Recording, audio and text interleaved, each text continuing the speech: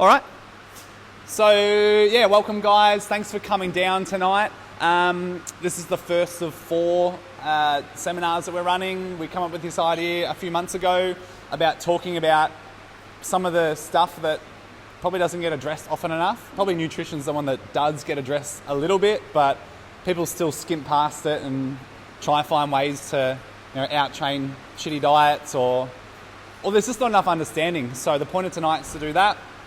The next few weeks after that, we're going to talk about things like mindset, about organising your life. And Shannon, who in the last year has gone from being pretty organised to like a fucking ninja with organising her life. Because a lot of us have that problem too, not enough time to, look after our own health is like our excuse all the time. So we're going to talk about that. And then the last week is like injuries and rehab and modifying and stuff like that, because a large percentage of us have to change something at some point. And it's another one of those things that stops us from training or looking after our health because of a niggle or whatever, or because we can't do as prescribed on the board or some bullshit like that. So yeah, the point of all these sessions is to hopefully overcome kind of 4 of the most major obstacles that happen with your health. All right, I'll stop rambling. You ready to go? All right. Hi everybody. I'm super nervous. So in case no one has trained with me or been in one of the classes that I assistant coach, my name's Krysten. I'm an assistant coach here at Bella, and I'm also a nutrition coach. I tried to script this seminar so many times, and there's so much stuff that comes up for every topic. So I'm going to go unscripted and try to make it as intimate as we can and just make it as relevant as we can. Hey. Stu and I have thought of 4 topics that we're going to cover today. First is be better, then 80-20, protein and calories and macros. So I've drawn these up on the board, and as I was trying to script this conversation, you can't really speak about them in any order, because you kind of will find that throughout any journey you're going to go back and forth, even if you're on a good path. So sometimes I guess the easiest place to start is from be better. And it's probably a relevant time, like it's January. This is the time that most of us are reflecting on where we are, where we want to go, maybe, where we are not anymore, and we're assessing our goals for 2020.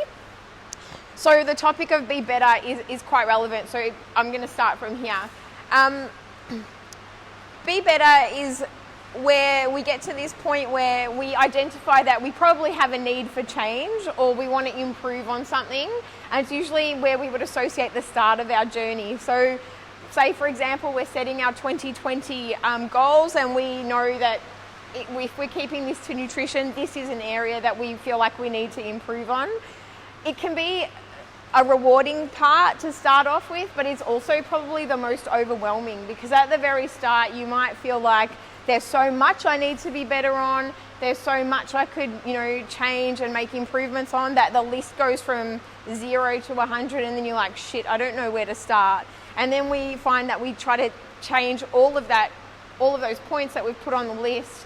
And because we've over committed, it's just so hard to stay on track. And then we get into that mindset, well, fuck it, this is just too much, or like it's just too crippling to even think about how much we've got to go.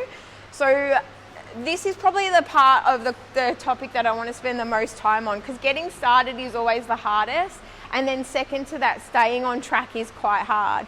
So there's always so much stuff we can do to make this a lot easier. So it's good to brainstorm things that you want to be better at, or things that we can improve on, but I think the best way to do it is to have that list, but not try to get through the whole list all in one go. So I would prioritize like my top 5, and I'd pick 5 things from my be better list that I wanted to focus on and make them habit. It takes a long time to form a habit. So I think I've read somewhere it's like 8 to 12 weeks to form a habit, only a week to break a habit.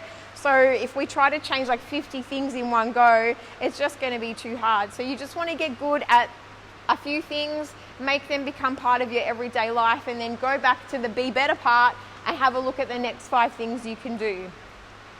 So everyone's list is going to be different. So this is why having a seminar on nutrition for a big group of people is going to be so general because your Be Better list and your Be Better list are not going to be the same Be Better list. But the principles are going to be the same for everybody. So the things that matter to you the most, or even I'd pick the easiest things first. So I can do that, and that easy, and then I feel like I'm winning. So I've already, my top 3 things that I'm going to be better at are my easiest 3. I can sustain them for a couple of weeks. I'm not setting myself up for failure. If I'm going to tackle my hardest thing first, I'll probably fall off the bandwagon straight away, and then the rest of my list is going to go to shit.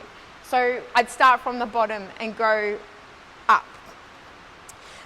I feel like the topic of Be Better is relevant for me, especially. Like, I feel like I'm starting all over again. I just had Hendrix 4 months ago, and I tried to be really good through my pregnancy, like food-wise. My food was pretty good, but there was quite a few jars of Nutella consumed in those 9 months. I'm not going to lie.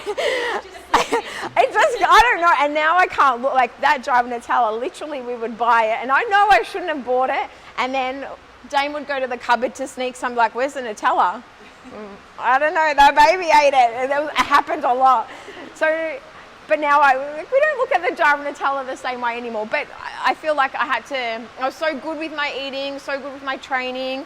And then I got pregnant, and then halfway through I had to stop training because of just being pregnant. And then things kind of take over. Your body's not your own anymore, and then you kind of have to start from scratch. So I feel really passionate about this Be Better thing. My food's still not where it was before I got pregnant with Hendrix, but it's a lot better. So I'm doing the same principles that I get all of my clients to do. I don't overcommit in my goals straight away. I've just started tackling small things. So there's no Nutella at home. I'm not counting macros quite as closely as I used to because I'm still feeding, and the macros are just a little bit different for this stage of where Hendrix is at. But I'm trying to eat a lot cleaner. I still let myself have cheat meals or cheat days, or sometimes we go off the wagon but always come back on. Some things that have really helped me in my household to stay back on track since having Hendrix is we sit down as a family and we're like, okay, what are we eating this week? So we get like a table out Monday to Sunday. What are we having breakfast, lunch and dinner? And I plan our whole week of eating, and then I will go and look at the ingredients I need for everything in those meals and do my shopping list based on what we're eating for the week. I've also found that online shopping helps. One, because Hendrix doesn't like to leave the house. He's not the biggest fan of the car, so he can't go anywhere. He's finally become all right with the drive to CrossFit. Anything further, he's like, nah. So, and then grocery shopping is really challenging. So for that reason, we started to do Coles online. But then I started to realize this is really good because I will do Coles online when I'm in a good frame of mind, and we're like, that's it. What's on the list is on the list, and what we've run out of, bad luck until we do the next online shop. We also are lenient. Like, I would be lying if I said we ate clean 7 days a week. I don't even get my clients to eat clean 7 days of the week. But when we do our online shop for Coles, we'll sit down as a family. I'm like, all right, what snacks do you want for the week? And if Coles gets delivered on Friday and you eat all your snacks on Friday, bad luck. Coles doesn't get delivered till next Friday. So you ration out your snacks however you want. So that's really helped for our family. Just little tricks like that. Also, like, Dame and I are kind of now on board. We've both got the similar goals. We're both trying to eat a lot cleaner and stuff. So it helps that he's on the same page and I'm on the same page. So sometimes if we're bad in, like, we forget like toilet paper or something, we've got to go to Coles. And the question of what do you want from Coles, we know that's a loaded question. And so we're like, nothing. I mean, if he knows I'm struggling, he'll bring me back something, but he'll bring something small rather than like when we were pregnant, he'd bring the family jar of Nutella home and that jar would just go. So now we get like a snack size, whatever. So things like that have helped us get back on track. And then the more we did this, the better we got at it. And then the better our eating became, the less we started needing what do you want from Coles question. When, yes, we ran out of toilet paper, someone's got to go to Coles. So it's kind of, it's getting better. And that's the same as like what I was talking about now. Don't aim for the sky straight away. Like, gradually climb the ladder, chip away at the goals. It feels good to tick things off your list. So like it could be something small as like I'm not going to have sugar in my coffee, or I'm going to go from 2 sugars to 1 sugar, then I'm going to go from 1 sugar to half, and then half to nothing. Like, that's a smarter way of doing it than saying I'm not going to drink coffee because I don't want to have it at all. Or I might want to switch from like white bread to brown bread, or we're a busy family and we eat takeaway 4 times a week. You might want to pull aside some time and sit down as a family, work out what you're going to eat, and then see how much of that you can prep in advance. Something else that's really helped us to be better is when we cook volume. So anything that I know that can be frozen, I'll do a bigger batch and we'll freeze them. Like, a good example is tonight, Dame got home from work at like 5:30. We had to be here by 6:30, and I forgot a few of the ingredients for what I wanted to cook tonight. So he's like, what are we going to have? And I was like, oh, check the freezer, and I already had we made these like vegetable burgers. So I made a massive batch and then just wrap them and freeze them. So can quickly defrost them and make, some sides with them. So I know it's not what we planned, but it's still better than eating takeaway. So if you've got a fallback meal, it's better than not having anything in the house at all. And then you're like, oh, well, rather than going and getting what we need, let's just go and get, a pizza or fish and chips or whatever. Not to say that you can't have that. Like, we still eat out. We try maybe once a week. But we've really tried to be organised and try to be on board with each other's goals and just be like not leaning to convenience so much. And now it just feels like more habit. Like, it was habit before Hendrix, and then having a new baby, we got busy, we got a bit slack, but now we've really, pulled the reins in and we've really tried to control what comes in and out of the house. Even like sometimes when you're looking to be better, you usually are focusing on yourself. I want to be better because, but then tonight when I was trying to plan for this seminar and I was so stressed, my 7-year-old was like, Mum, I don't understand why you're so stressed. I'm like, what are you talking about, honey? I've got to, speak in front of all these people. It's like, but you talk to people about this every day, and this is like, we eat like this every day. And I'm like, well, tell me what it means to you. And I just heard literally a 7-year-old version of myself. He's like, well, Mum, you can't do everything at once. You're allowed to have a cheat meal as long as you go back to eating healthy. I was like, yes, keep talking. I'm doing a good job. It's like, you can have some snacks, but you can't have snacks all the time. And when your snacks are finished, they're finished. Like, okay. So sometimes you want to be better for you, but while you're trying to better yourself, you're unaware of all the other people around you that you're bettering. Like, even colleagues at work, will see that you're changing the way you're eating, and then they're like, oh, I can do this. Like, the boys that work with Dame always were looking in his lunchbox because he always takes a cooked lunch for work, and then now they've got this challenge of they're all trying to do their own thing. Like, Dame's counting macros, calorie deficit, one of them's doing bulking, one of them's doing something else, and they're going to compare their results in 8 weeks. So you don't know who you're going to inspire along the way.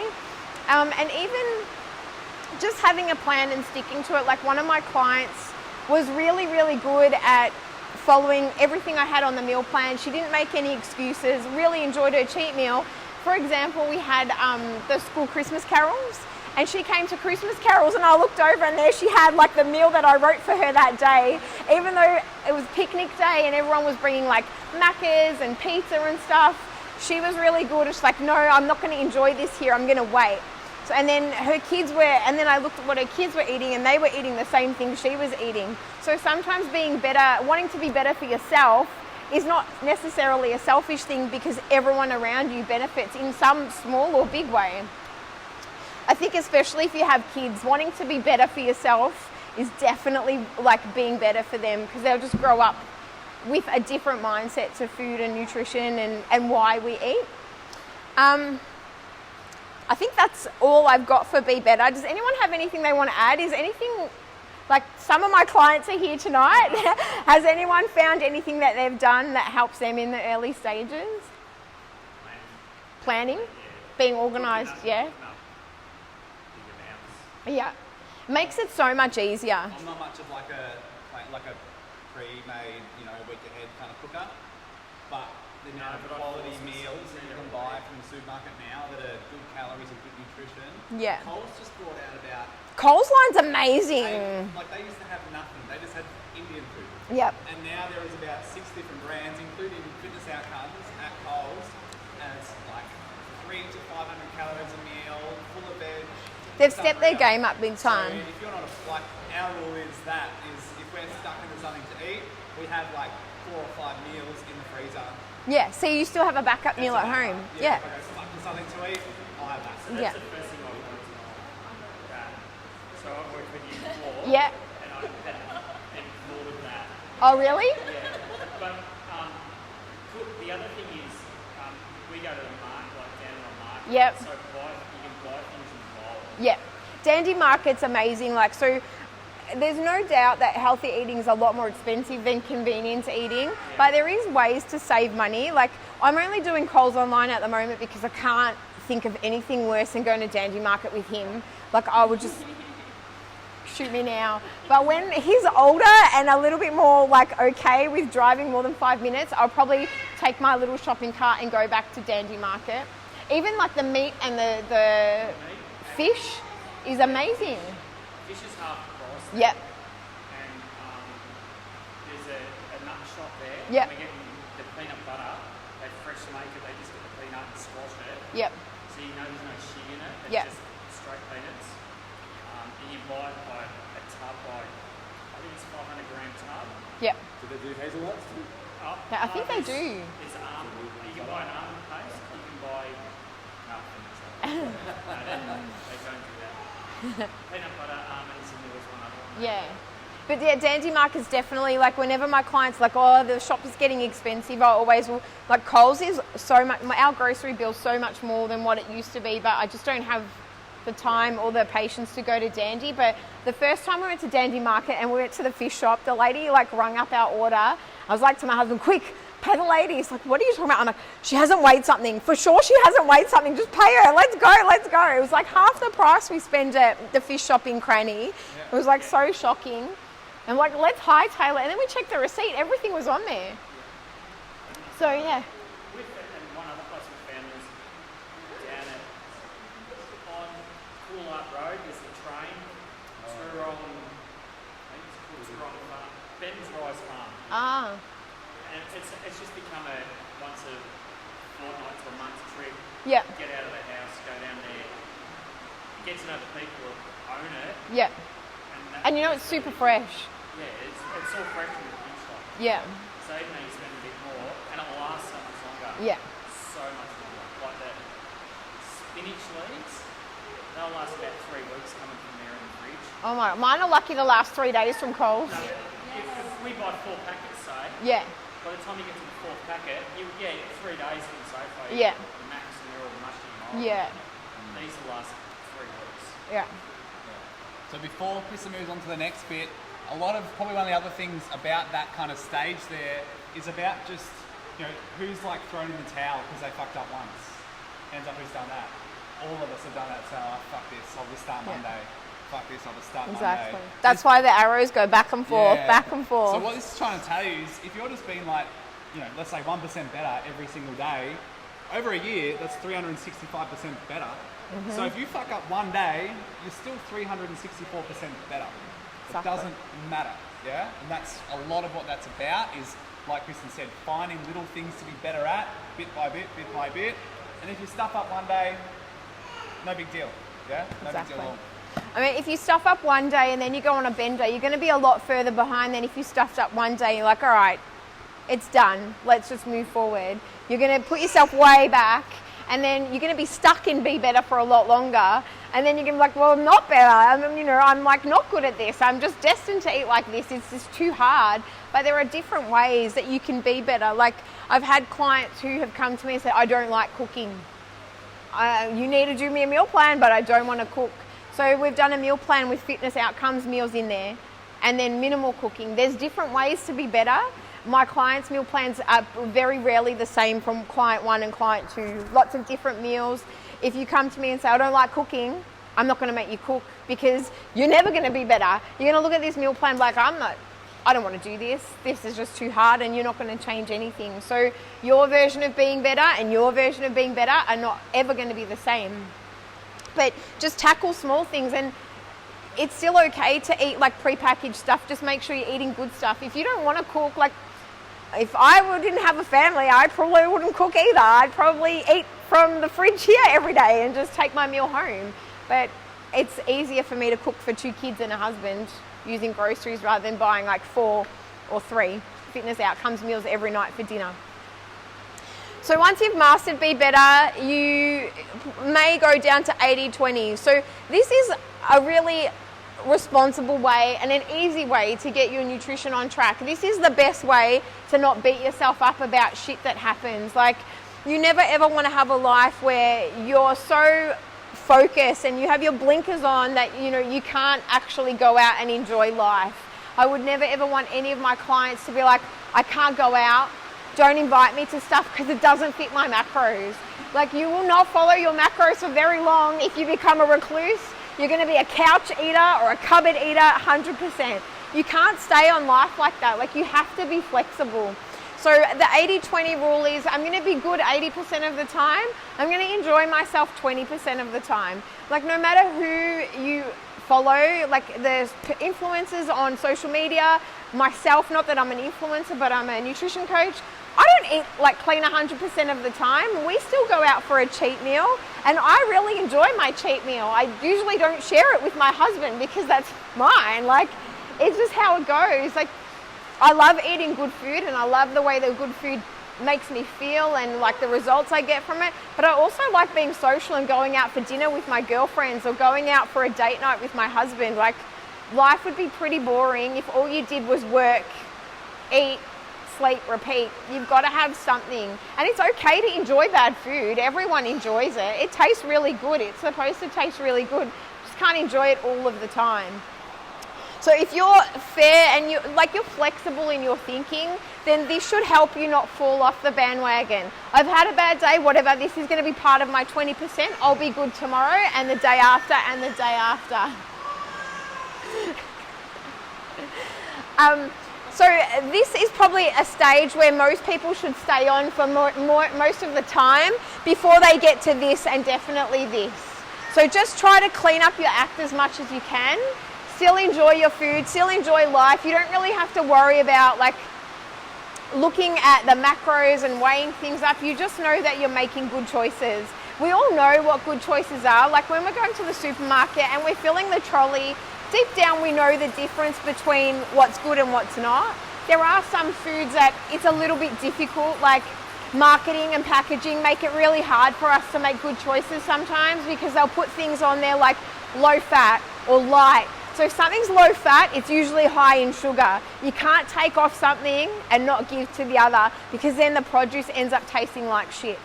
But as we get better at the 80-20, we should be filling our 80 with less of the stuff we need to read nutrition labels from. So if we go to the supermarket, 80% of our trolley should come from the outside of the supermarket. So our fruit and veg, our lean meats and poultry and things like that. Like the middle of the shops, maybe some eggs, maybe some rice, maybe some dog food if you've got a dog. That's usually what we get, and toilet paper. That's normally what we get from the middle of the supermarket. And then, the snacks that we're going to let ourselves have for the week. But, and then, the small part, maybe just fill the small part at the trolley. You know how the trolley's divided? That can be the room for your 20%.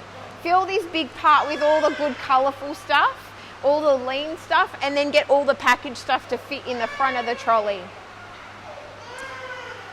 Anyone do that now? Anyone have experience doing that? Yeah? Pardon? Yeah. Yeah, and it makes you not fall off the wagon. Like, yeah. I always do the perimeter first, and then I always take a shopping list. Especially now, like, if I don't go with a shopping list, I buy heaps of stuff I've already got in my cupboard, and then I buy stuff that's not so good that I know, like, I'm like, Dame's had a hard week, I'll buy him something extra. But now I'm just like on the list, and I'm just like a demon, like just crossing off the list. And I just try to avoid all the aisles that we don't need to go in, especially when I take Hudson shopping with me. because, you know, he's 7 and he'd be like, Mum, this is new. Mum, can this go in the trolley? It's like, no. So I just try not to shop with the kids there.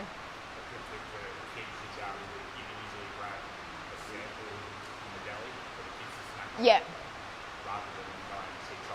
Yep, and the supermarket has the buckets of fruit and veg for the kids, like the free fruit. So sometimes you can stall them, like, eat the banana while we're doing the shopping, and if you finish the banana and we're still here, maybe we'll get something like push the trolley really fast while he's eating the banana.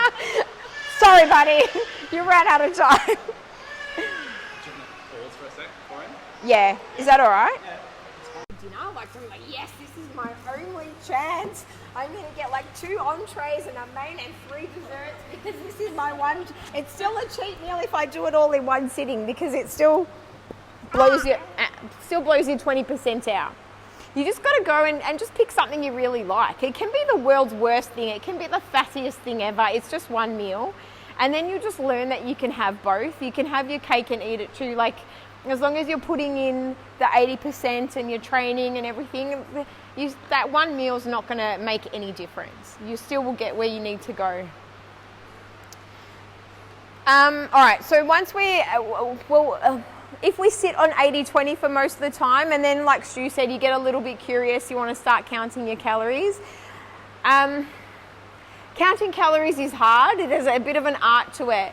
And depending on who you ask, they're all going to tell you you should be on a different amount of calories. So one client I worked with a long time ago, when we started, she was quite big. So she lost 50 kilos when we were working together. But at the start, she came to me from another program and they had her on 500 calories a day. That's my breakfast. Like, I don't know how you can consume, like, she was allowed to have... Dust. Pretty much, dust. Like a tiny piece of meat and then 2 cherry tomatoes was one of her meal on the meal plan. Like, this is dangerous. This is like ruining your metabolism, putting your body in massive starvation mode, and think about all the nutrients that you would be missing out on just by eating this much steak and 2 tomatoes. Like, there's no color on that plate. You can't do anything. How are you going to come here and have a good training session with that much food? 500 calories is, your body will shut itself down. Like, what is it going to do? It's like fueling a car. If you don't put petrol in that car, so you're not going to go very far before it all, just falls in a heap on the side of the road. And like, we should just be eating for fuel. Like, that's what we should be eating. We also eat for enjoyment. That's where your cheat meal comes in. But there's nothing better than coming into like training here at CrossFit, feeling really good with your food, and then your performance reflecting that.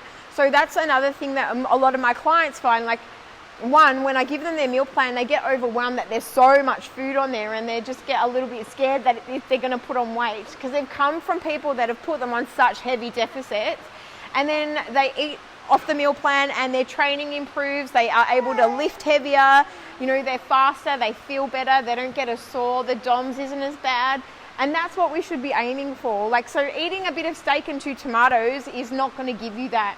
500 calories a day or anything dangerous like that is not going to get you where you need to go, and you definitely can't sustain that. That's why you become my client, because you go put on these like really crazy strict diets and you're just like miserable and life's just not working for you. So you end up trying something different. But yeah, if you do get curious, like, and there's plenty of things you can do. Like, you can use MyFitnessPal. Determining how many calories a day you should be eating can be a bit tricky because, again, depends who you ask. But you might just want to use MyFitnessPal just to get a guide and log all your food to see how many calories you're consuming in that day. And then you can start doing some research or asking around and seeing if that's either too much or too little. A lot of the times people think they're eating too much when in fact they're not eating enough at all. So they get a little bit confused.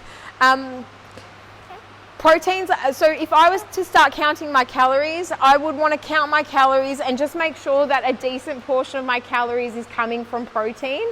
Also, a decent part is coming from carbs as well. So I'd fill my bucket with the protein first, like do my rations, then I'd do carbs, then I would do fat. Do you have like an amount recommended for protein? It really depends, between 30 and 40% maybe for protein. Depends on what your goals are. Most of the time in our space here, in a CrossFit space, when we want to lean down without sacrificing our muscle. So helping, making sure that you're consuming enough protein is going to help you do that. And good guide as well. Yeah.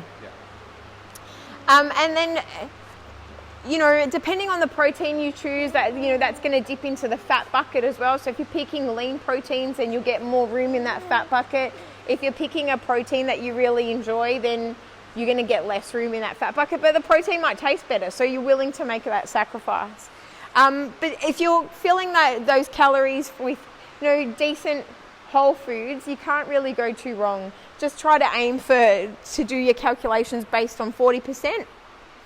And then go from there and have a play around. So what might work for one person might not work for another, but give yourself enough time with that, with whatever you've determined you're going to try. I'd try it for a couple of weeks before I say it's working or not working. So I only change my clients' meal plans every 2 weeks, and it's for that reason, just so I know how their body's responding to whatever split I give them, and then we review every fortnight. You might have enough of counting calories and protein, or you might have done it long enough where you can start eyeballing your meals and I roughly know what that is, or I roughly, you should be able to get a good gauge of what portion sizes you need by logging your calories. And then you might want to come off that. You can't be bothered with MyFitnessPal. You've got to scan everything in. It's a bit time consuming. So you just go back to 80-20 and use the tools that you've learnt from looking at your calories in something like MyFitnessPal to start living that 80-20 a bit better. So better portion sizes, not over consuming. So sometimes when we're trying to make good choices, we think we're eating good food, but we can still be over consuming as well. A good example of that is peanut butter. A lot of my clients I love peanut butter. I've been doing so well, but I'm not losing weight. And every time I get hungry, I just put peanut butter on celery. How much peanut butter? And one of my clients I fill the middle of the celery, to the top with peanut butter. You may as well had a bag of chips, love. That's the same thing. So I'm a whole stalk. She's yeah, the whole thing. I'll get a big one, fill it all with peanut butter to the top. Oh, bless you. So people, you might think that you're making a better choice, but it might not be so friendly. So that's where things like counting your calories will help you, because you get an understanding when you measure out that peanut butter and put it into MyFitnessPal, shit, that's a lot of fat there. It's my whole day in that celery stick right there. So going back and forth is okay. Then you might get here and you might go all the way at the start. So you might have developed some good habits but I want to be even better. So you go back here. Then you get to macros. So sometimes counting macros is time consuming, very, very time consuming. That's why people usually outsource it to someone like me, because counting macros means that you will count the macros in every single ingredient of every food you eat during the day. So if you sit down and you do your weekly plan and you're counting macros, you'll count the macros for every single meal of the 7 days. So macronutrients, so your carbs, your fats, and your protein. So when you're doing when you're planning to eat and you want to be eating so say I want to eat 2,000 calories a day, I want 1,000 calories to come from protein, these many calories from fat and this many from carbs. That's how you count your macros. So when you're putting your plan together for the week, you're going to have to look at everything you want to eat. Have a look at all of the ingredients in there and tally everything up. So you can imagine 3 or 4 meals a day, every single meal. Need a lot of patience, need a lot of time. So it can be done, and things like MyFitnessPal will help you do it, because you can start scanning things. But if you're going to start counting macros and you want to do it on your own, make sure you're super organized. You've got to sit down and you've got to do your weekly meal plan before you do the shopping, because then you need to see if it fits in your budget for the week or the day, depending on how you're splitting your macros. So it's like a bank account. If you spend more than you save, you're in trouble. Or you can get help with your macros. So when I'm working with my clients, I'll calculate the macros based on what they're doing, their body composition, their goals. And then we have a look at the foods that they like to eat and the foods that they don't like to eat. and I'll do a meal plan based on what they enjoy eating, because there's no point splitting your macros and giving you a whole bunch of stuff you don't want to eat, because then you're going to you've come all the way down this circle and you're going to be like, no, fuck this, I'm going to start back from here. And I'll probably just jump off the bandwagon because this is disgusting. So you still have to enjoy what you're eating in those macros, but it can be quite time consuming, but it is possible. And the more you do it, the better you get at it. So you don't always need someone like me. If you want to give it a go on your own, definitely, like, you'll learn lots about the food, but you just need to dedicate a big chunk of your time and put that investment into, you know, being super organized with picking the food you want to eat and then working out how much of it you should be eating and, you know, how many times or how much you've got left for the rest of the day. Does anyone have any questions?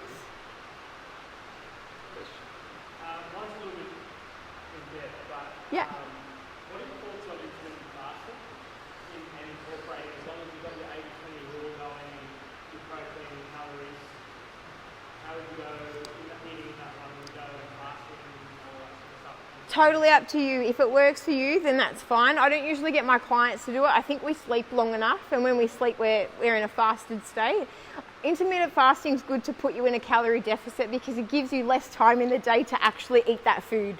So if you're only eating, say, between 12 and 4, there's no way you're going to be able to fit in as much food as you could possibly eat between, say, 7 and 7.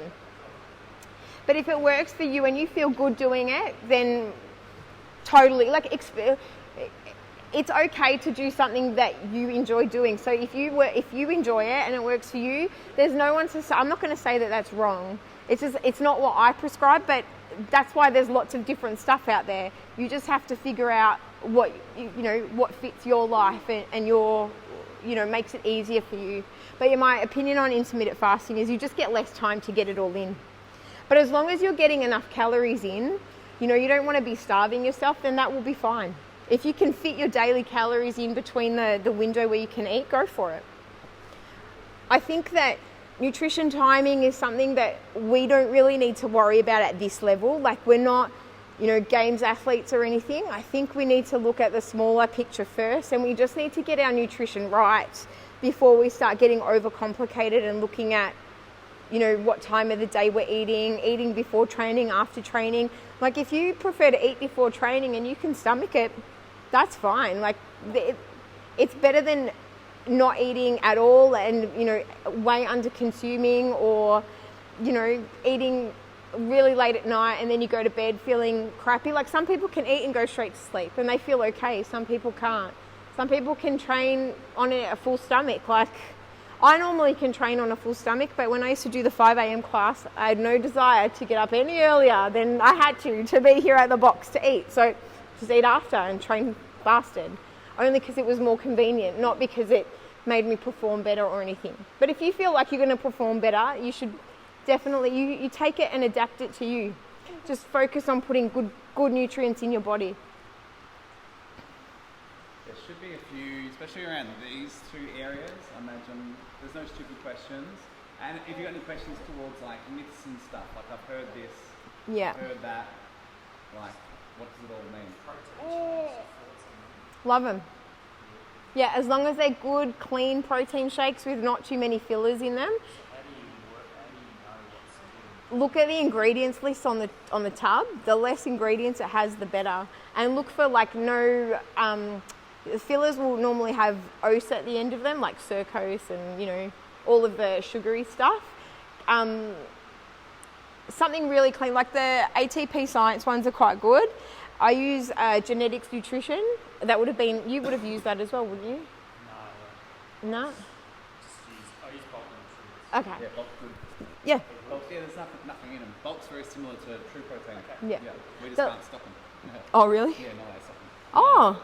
You can't stock bulk nutrients because that's pretty much like a warehouse brand. Oh, You can okay. stock their like retail brand, Yeah. but it's really expensive. Oh, So okay. that's a Yeah, direct. bulk nutrients is Bulk nutrients is like direct to buyer online, and Yeah. that's it. Yeah, so we Yeah. can stop it. So the least ingredients it has, the better. Don't go on any of those like weight loss shakes, like what was the big one back? Yeah, Fat Blaster and yeah. Neil, can we debunk that myth? Like fat burners. What's the deal with fat burners? I reckon that's like a 1%er. A fat burner is not going to make or break your success. I reckon if you're really, really, really, really, really desperate at the end, when you've smashed all your goals and you've maybe got the last tiny bit to go and you want to give it a crack, it'll probably make you feel like shit, but you can try it. But I don't think there's any place for them along the way. Like, just see what your body can do without any of that stuff. Like, you're never really going to know your body's true potential if you don't try to do the work on your own. Don't worry about all the stuff that they sell you, like pre-workout, fat burners, BCAAs and all that stuff. It's just taking your money. It's not giving you anything. And then, if you've done everything and, you get to the end, you've got all your results and just a tiny bit to go, give it a crack. What have you got to lose? Like, that it's only a 1%er. I wouldn't put it in my daily stuff. The only supplement we take is protein. And protein shakes are quite good because it's really hard to consume enough protein every day, especially for women. So protein shakes are a really easy way to bump it up. So, without having to eat solid food. So if you're eating 4 meals a day or 3 meals a day and, you're feeling quite satisfied through the day, but you're still not hitting your protein, a protein shake with water is a really easy way to get you closer or get you to that protein goal for the day without having to add heaps of other ingredients to it and then putting you over the calories for the day. So if you need one, definitely have one.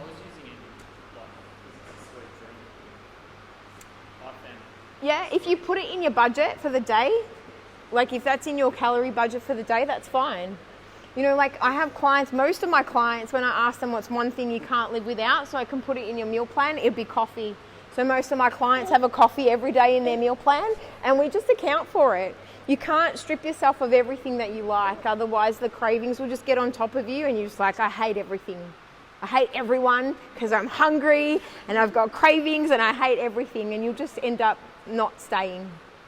Like, another good thing for sweet, like if you're craving something sweet or even something bubbly, we do at home soda water with a quarter of lemon in it, and then I just keep tipping the soda water over the lemon and just drinking out of the cup all day, and then it just makes the water a little bit more interesting.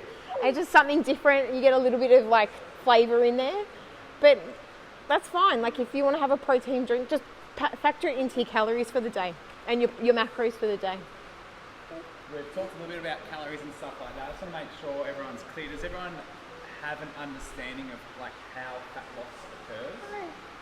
If you don't, that's okay, but it's something we probably want to make sure everyone understands. Is anyone not too sure? Because people are like, oh, this food's slimming and this food's fattening and things like that. I've got a question. Yes. Raising your blood sugar levels and not allowing fat loss to occur, is that a thing? Yeah, well, let's start with do you want to just explain exactly how fat loss and your body composition and stuff works? And then we can go from there. It all comes down to the deficit, really. Like, I think people are overcomplicating it. You're going to lose fat if you're in a calorie deficit. If you split your macros up in a good way, you use food that is easily available to your system, then as long as your deficit's not too savage, you're still going to lose fat. I think everyone's just really, really overcomplicating it, buying into all these theories. Just clean food. Don't worry about, your sugar's going to go up when you eat anyway. I think the bank account analogy works really well. Yeah. Like, you just spend less than you earn. That's how it is. It's like you check your bank account all the time to make sure you don't go over. But we're not really paying attention to our food. We go over, we get fat. Yeah. If we stay under, we save, then we'll stay below or lose weight. Yeah, that's probably the best way to do it. Yeah. And that's as simple as it is. Eat more than you move, put on weight. Eat less. A good analogy, I used it once and I swear James Smith stole it from me, but I swear I said it first, and then a week later he said it, and I was like... And now it's his. And now it's his because he's more famous. Yeah. But he talks about your dog. He's like, what happens when your dog gets fat? Put on a diet. Yeah. You walk it more and you feed it a little bit less. Yeah. And then it loses weight. And that's it. Yeah. But for some reason, we need to take this tea and do this thing and then... Or don't eat this. Like vibrate the machine. All that shit. It's like, well, Yeah. we're not that much different when it comes to storing body fat. Like, we're not different to a dog. Yeah. So just move more, eat a bit less. And guar. Yeah. And that, Yeah.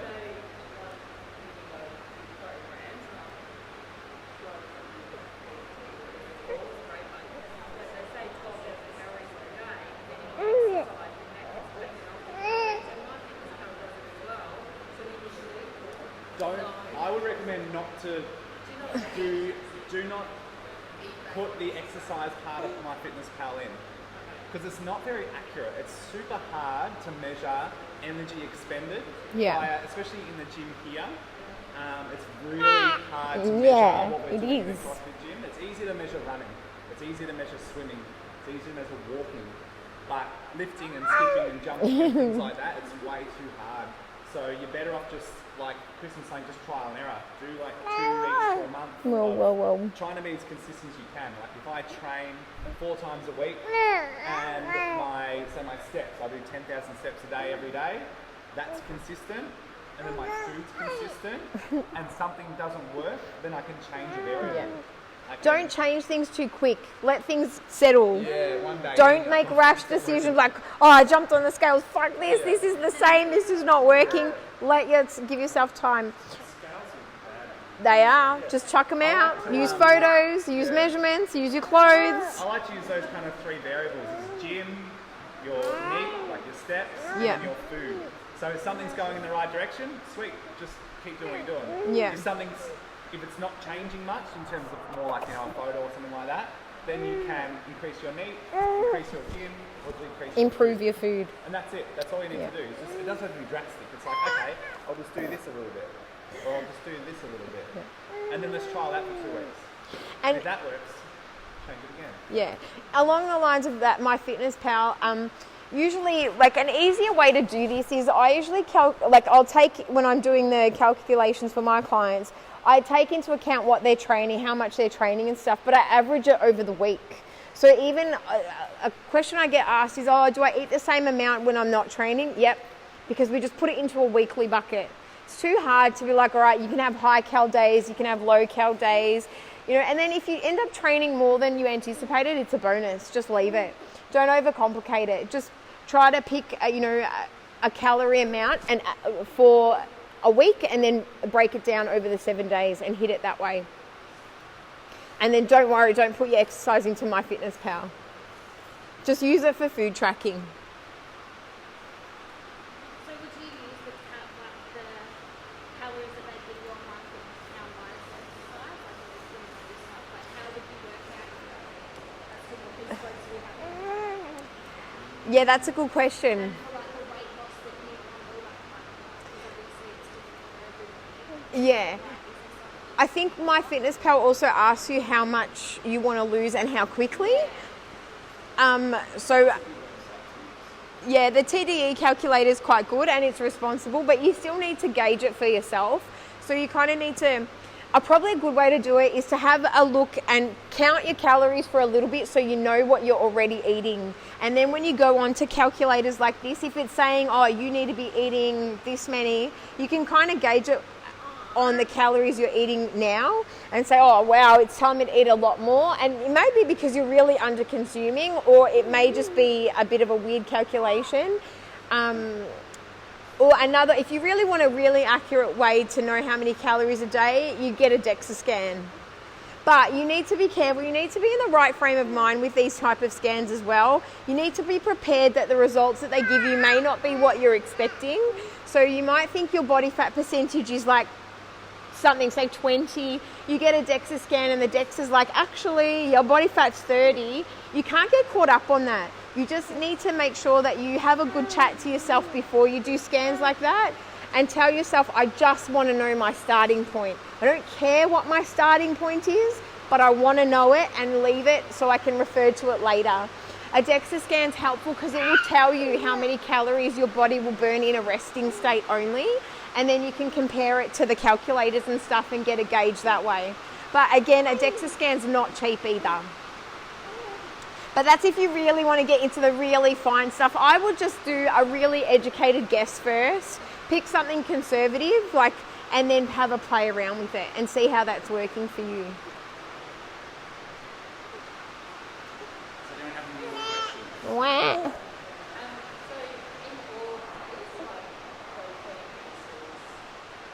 carbs and fats.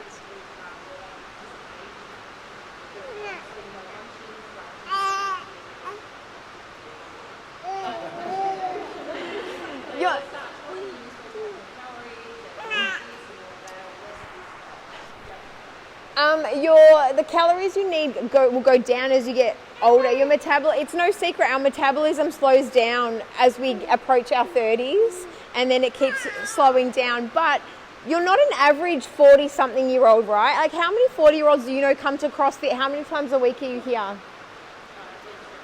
3. How many people in their late 40s do you know CrossFit 3 times a week? So yeah. All right, Hayden, you wrecked my analogy, but you know what I'm trying to say.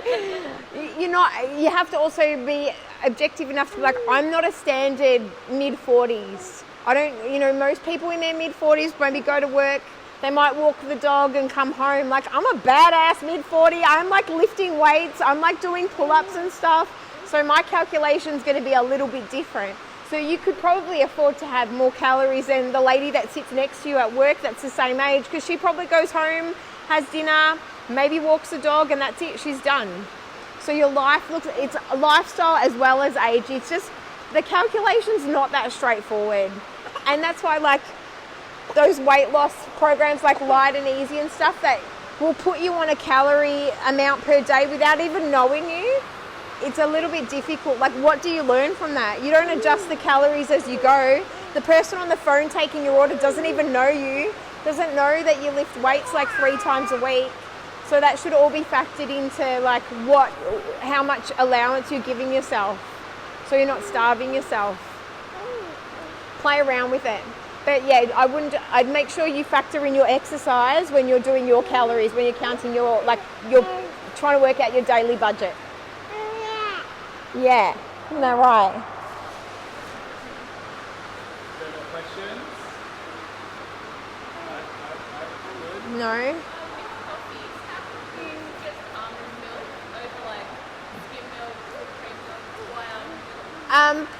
I'm not a huge fan of dairy.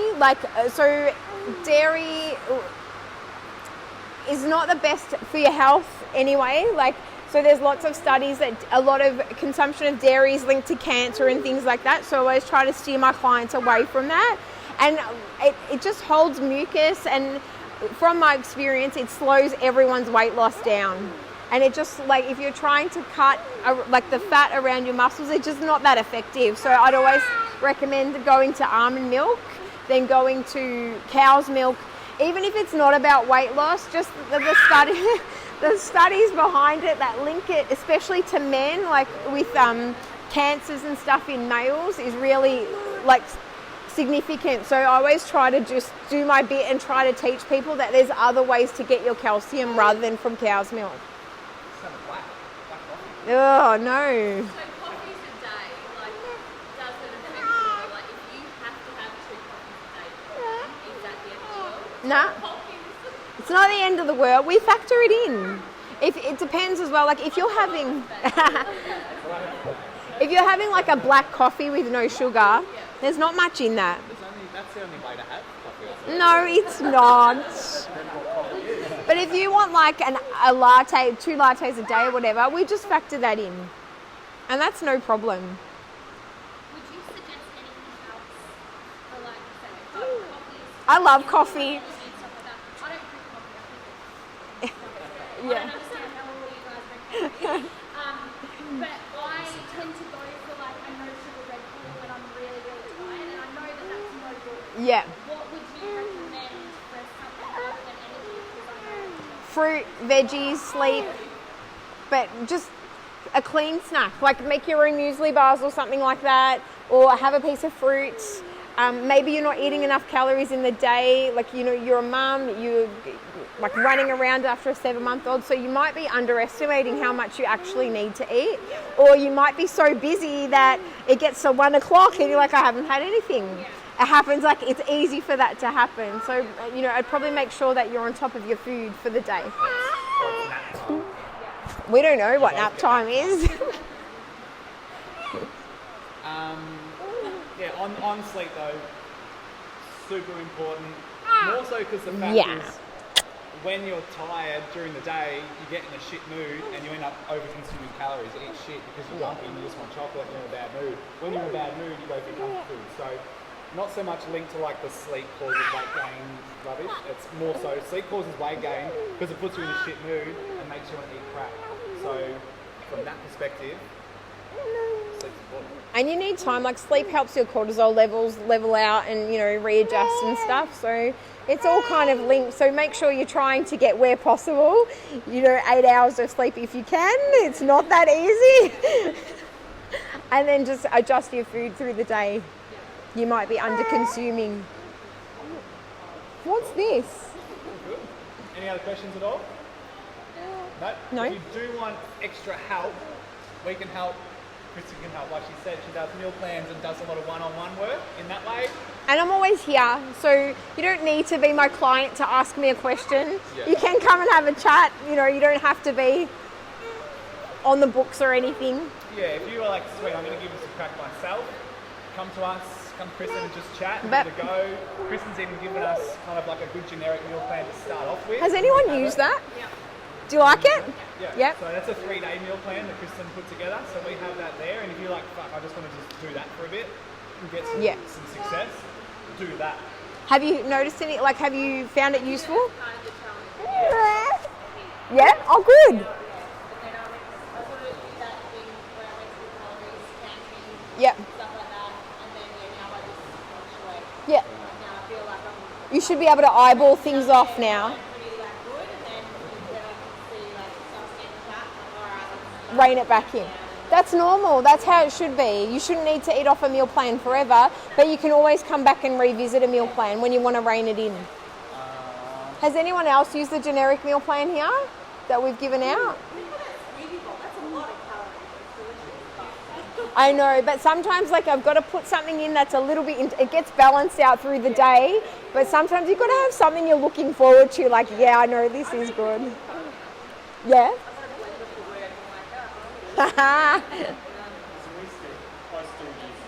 Really? Yeah. Oh, good. Yeah. You smashed it when you were on it. Gotta go back to smash it again. It's all right. You got all the tools. You know what you're doing. Your thoughts on HelloFresh, is that right? HelloFresh. Yeah. If it fits your macros, go for it. It's still better than buying takeout. Definitely. Yeah. Yeah. And it's easy. Yeah. And it helps you be organised because they send you all the ingredients. So you're not going to get home I forgot to get this or I forgot to get that. Definitely. If it's convenient, life is really busy. It's really hard to fit everything in. So if you can find a way that helps you cut a few corners but you're still eating good food, hats off to you. Go for it. If you want to learn more stuff just through socials and that, did I get it right? That's Krysten's, and she posts up info and stuff here and there. The fitness chef, I think I got it right. There might be an underscore there. His name's something Tomlinson. He puts up lots of comparison photos and just gives you a good understanding of calories of what is actually in a food. CF Kate, CrossFit Kate is Kate Jordan. She trains down at Frankston's, CrossFit Games athlete, level 1 and 2 seminar staff. She works, I think it's with the method now. She puts up things all the time in her stories, she'll put up some chicken and just say how many grams of chicken do you think this is? Yeah. Is it 160 or is it 120? Just to help you with eyeballing food and things like that. So she puts up lots of information. And then Jane Smith PT just keeps it simple when it comes to understanding what's bullshit and what's not. They're probably my 4 people I recommend learning more from. I think that's the biggest thing as well is knowing calories. Yeah. You think it's this, Yep. then you go and check it and you're like, no. That's why this is important for some period of time, not to stay on it forever, but it helps give you perspective. And then once you start being able to eyeball food, you don't need to do that all the time because it's friggin' draining. You just want to eat without having the headache of scanning everything and weighing everything. But it's an important exercise to do till you know, oh yeah, this is roughly this much and this much. And then foods that you thought were good for you, or they're still good for you, but foods that you thought you could have in abundance, you suddenly realise, oh, I might need to cut back a bit on that. Like the peanut butter. You can keep the celery stick, just not the lather of peanut butter. Yeah. Or alcohol.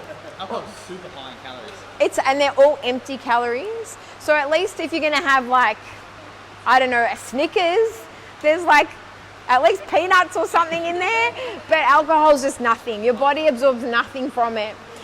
Alcohol, is clear alcohol better for you than coloured alcohol? Or is Check calories. And you know what else? It's a thing you mix the alcohol with. yeah. So like you can have a bourbon and Coke. There's the bourbon plus the Coke. So it's all like, you know, what's the one that you mix with Red Bull? The Jaeger and Red Bull. Like it's bad enough you got the Jaeger, but then you've got all the Red Bull with it. I'm pretty sure. I was thinking espresso martinis because you can't go wrong with coffee and vodka. Well, vodka's made from potatoes, so you never know. If you scroll back to around Christmas time, he did a post with all like straight spirits, beer, Yeah. mixed spirits, wine, like heaps of different alcohol because it's like it's the festive season. This is a list of stuff so you know roughly Message, what Shane. you're taking. It was pretty handy list of stuff. So if you scroll back through his thing about, If you're going out, like vodka, lime and soda is not that bad. Like it's still got the alcohol content in it, but you're minimizing the impact because you've just got soda water and a bit of lime in it. So you can't go too wrong with that. But again, if you're going out, like it's different if you're drinking every day after work, but if you've got an occasion and you want to go out and have some fun, it's a one-off. Like don't worry about it.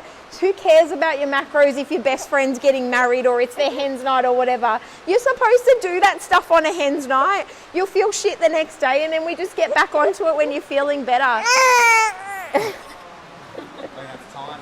He's just called it. Oh, you called it. Right, let's give Krysten a big clap. Thanks for having me, guys. If you got more questions, definitely ask us, send us messages, if you want to help. Yes. Help.